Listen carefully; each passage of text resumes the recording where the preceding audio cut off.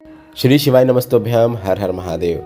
इस चैनल पर हम आपको गुरुजी पंडित प्रदीप मिश्रा जी के उपायों को वीडियो में करके बताते हैं ताकि वे उपाय आपको वीडियो में देखकर आसानी से समझ में आ सके। यह हमारा महाशिवरात्रि के उपायों का पार्ट 6 है।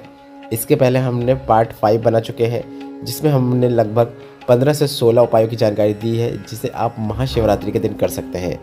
और अगर आपने वह वीडियो नहीं देखा है तो डिस्क्रिप्शन और कमेंट बॉक्स में दी गई पिंड कमेंट में टच करके आप सभी वीडियो देख सकते हैं। सभी वीडियो की लिंक हमने डाल दी है।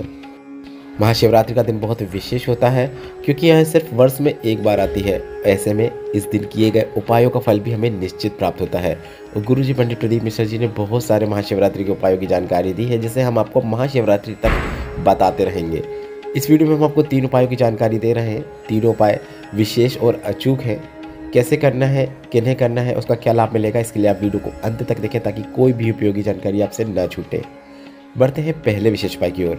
गुरुजी ने कहा, अगर आपके जीवन में सुख शांति का अभाव है, आपको अपने घर पे अच्छा नहीं लगता है, पॉजिटिविटी नहीं लगती है, जीवन में कुछ भी अच्छा नहीं हो रहा है, दुख दर्द तकलीफ और परेशानियाँ चल रही है, तो आपको महाशिवरात्रि के दिन भोलेनाथ की शिवलिंग पर कुछ सामग्री अर्पित करना है।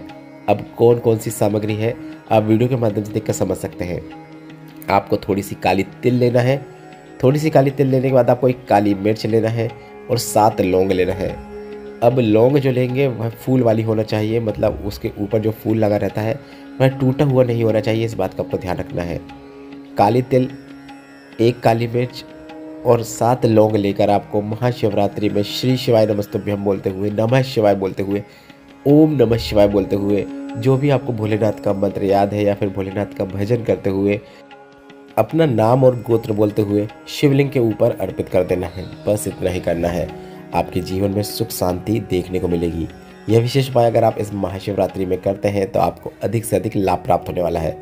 अब बढ़ते हैं गुरुजी का बताया ऐसा उपाय जिसे करने की शुरुआत आप महाशिवरात्रि से कर सकते हैं। गुरुजी ने कहा, अगर आपके पास खुद का मकान नहीं है, किराए के मकान में रह रहे हैं, नौकरी नहीं है, व्यापार है पर वह चल नहीं रहा है, या फिर व्यापार भी नहीं है, जीवन में पैसा आ ही नहीं रहा है, जीवन में आप धक्के पे धक्के खा रहे हैं, जीवन में कुछ भी अच्छा नहीं हो रहा है, कहीं से कोई उम्मीद की कोई किरण नज़र नहीं आ रही है, तो गुरुजी ने 12 माह में जो 12 मासिक शिवरात्रि आती है उसमें एक विशेष उपाय करने को कहा है जिसकी शुरुआत आपको इस महाशिवरात्रि से करना है। उपाय काफ़ी सरल और आसान है। आसान भाषा में हम आपको समझाएंगे और कैसे करना है वह भी हम आपको वीडियो के माध्यम से बताएंगे। उपाय करने के लिए आपको 5 बेलपत्र की आवश्यकता होगी। 5 बेलपत्र को लेकर आपको शिवालय में जाना है।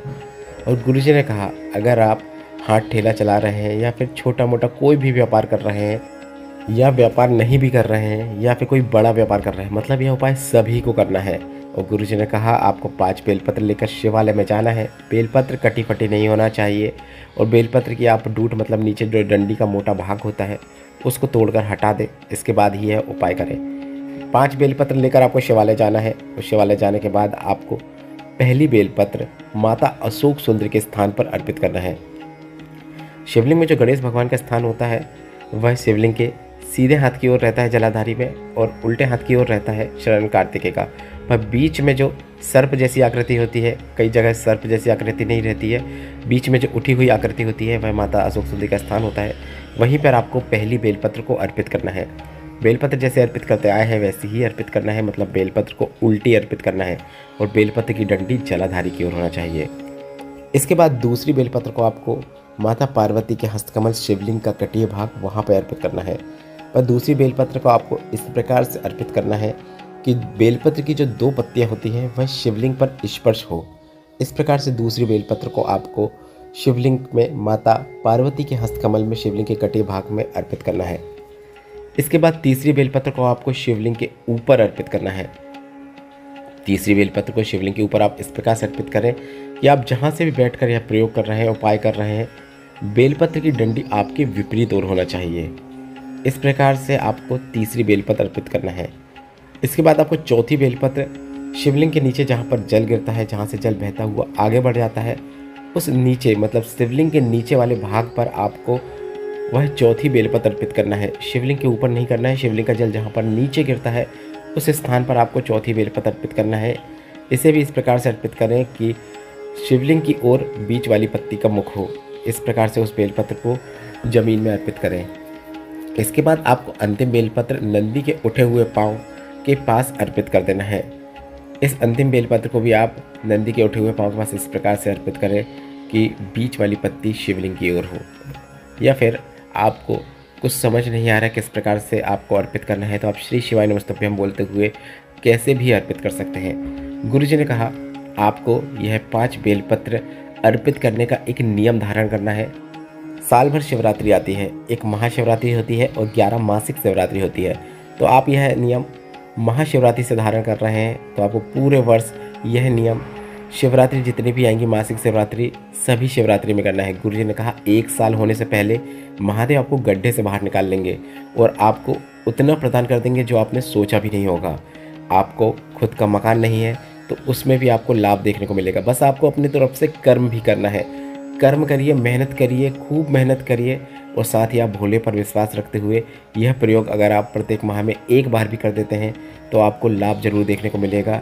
जीवन से आपका आर्थिक संकट दूर होगा और आपके जीवन में सुख शांति देखने को मिलेगी। यह विशेष उपाय आप इस महाशिवरात्रि में अवश्य कीजिएगा। बढ़ते हैं महाशिवरात्रि के दिन किए जाने वाले अंतिम विशेष उपाय की ओर।